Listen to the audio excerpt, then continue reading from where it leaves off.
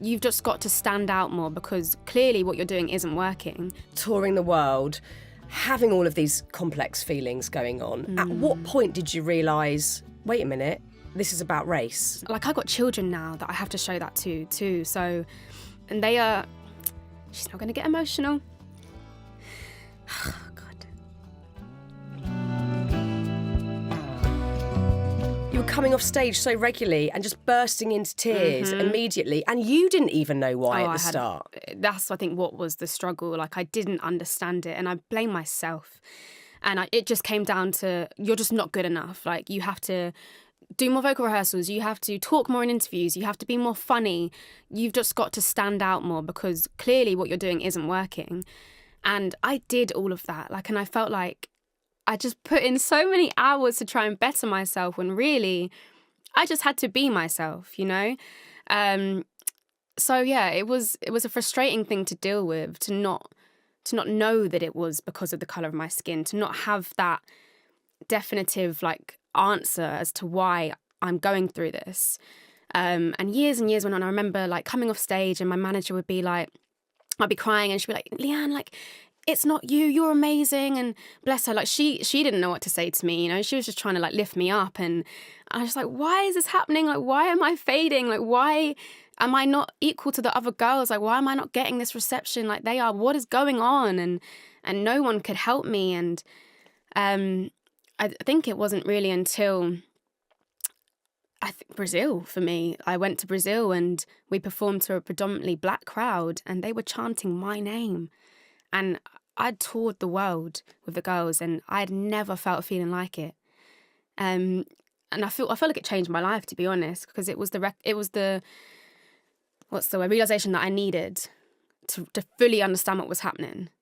Yeah, it's a really emotional part of the book. You know, it's right at the start of the book that you talk about that gig and having that realisation and walking off stage and feeling seen, feeling heard, feeling loved, which you clearly hadn't for many, many years. And there was also an element of that felt prior to the Brazil gig, that you were being gaslit to some extent, because you would come off and say, you know, what is going on? Why am I not getting the same amount of, you know, brilliant, warm reception from the crowd? And everyone, I guess, you know, trying to make you feel comfortable would say, no, it's all in your head. Everyone loves you. But actually, that's not necessarily helpful when you're trying to work out but this is it. What's the reason and how do I overcome this? Exactly. And I just remember hearing so much, it's in your head, Leigh-Anne, it's in your head. And it was only times where I could speak to like my black dancers who just got it because they had similar experiences in their lives, you know, like we could all speak and I found so much like comfort with them. And like there were times I could speak to Jade as well. But like I remember I speak about in the book, there was one time on stage, it was the LM5 tour, and I was coming off and I was getting really sad and just feeling the same feeling. And then my dancer King and Lorenzo, there was a move that they did. They turned around to me and they did like a crown sign on their heads and looked at me, and that was it. I was gone. I was like, oh my God, they did it every night. And God, I get shivers when I think about it because I needed that. I just needed to see that. So yeah, I took comfort in those times. So during this whole process of, you know, having been on the X Factor, the band forming, making music, touring the world, having all of these complex feelings going on, at what point did you realise, wait a minute, this is about race? Oh, good question. I think as the years went on, like I would speak to my family about it and the conversation came up sometimes and my mum and dad would be like, Leigh-Anne, you're getting the same money, it's okay, just get on with it, do what you got to do. And I didn't want to hear that at that time. It's almost like I wanted to, I don't know, it's like tough love, you know, like, and I don't know what I needed, but that to me was like, I just want to get on with it, you know, like I want something to change here.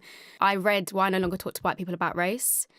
And when I read that, it was like, okay, like this is so relatable right now. Like, and I think I read something like, as a black person walking into a predominantly white room, you should be the one that stands out.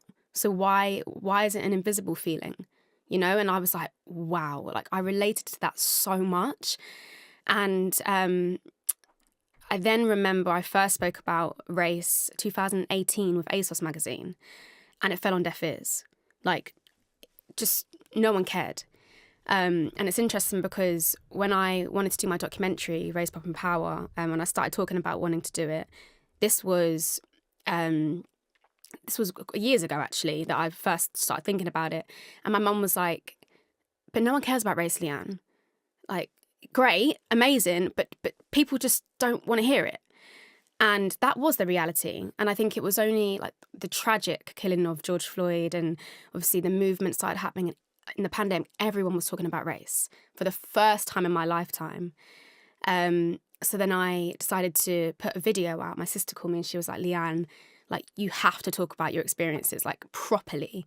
Like, go in and just say it. And I did. And I think it was, like, the overwhelming, like, response of just, like, support. Like, there was, from my fans, from so many people all around the world. And also hearing from other girls in different girl bands, like Normani from Fifth Harmony, like Rochelle from the Saturdays, like, all reaching out, black girls in their group. And they said exactly the same. Like, Normani said, you are me and I am you. And I was just like, oh my gosh, like, this whole time, like, this has been a thing. This has not been in my head. This is real. So I think it was like these little things that added to the realisation of it. It would have been so amazing if you could have had those conversations with those other girl band members prior to that. But there wasn't the space for it, seemingly, or it wasn't something that anyone felt necessarily comfortable talking about openly through, I don't know, fear. It's usually fear, whether you're black or white. I think there was huge fear prior to the whole movement. Yeah. Is this okay to say? Should I say it? And sometimes I feel like on this podcast, certainly, my duty is to sometimes say the unsayable or things that you're scared about. And I think prior to the movement, wouldn't have felt comfortable asking anybody about race unless they had brought it up, which isn't necessarily right. I maybe should have moved more towards that subject of my own accord, but I think I was absolutely terrified. I think we all were. Even me as a black woman. I think it's that stuff, like, it was like an icky thing. And like, I could talk about it, like, on my Sundays with my family, you know, in like these safe spaces, or like with my friends.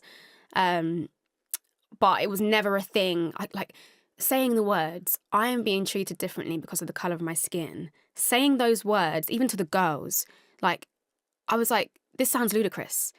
For all those years, it sounded wild to me. So I just never knew how to say it. But then, obviously, the world almost woke up in a way, and like, these conversations aren't awkward anymore, you know, like, we can have these conversations. And I feel like a lot has changed, still a lot to be done, but it feels like it's moving in the right direction. I'm also that girl that is just taking it now. Like, I really do feel like the more that I've been open and the more that I've spoken out and the more that, like, everything's there now, it's out, I've just got to move on, you know, like, I am taking all of these opportunities. Like, I know my power, I know my worth. And like, I've got children now that I have to show that to too. So I mean, that's like a massive thing for me. Like, and she's not going to get emotional. Oh, God. My children are so fearless. Like, they're 2. And I always think to myself, what would they do? Like, oh, God. They're 2 years old and I literally think, what would they do?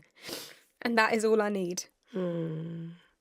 It's the biggest perspective shifter, isn't it? It's, massively. You know, and also, you know, it's just huge. It's huge. It makes you reevaluate everything. And also, do you know what I think it is? And it makes me feel deeply emotional, you know, in the same light, is that it gives you actually, your purpose is totally different now. Yes. You know, you're doing it for different reasons. Literally. And like, I know some people might think, oh, she's banging on about race again, but if I can keep talking about it and make sure that these things don't happen again to affect them, I'm going to do that. You know, like, I'm in this unique position where I do have, at the minute, a predominantly white fan base, even right now.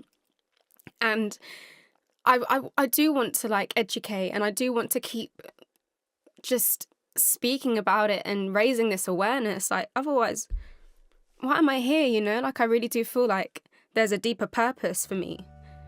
Yeah. So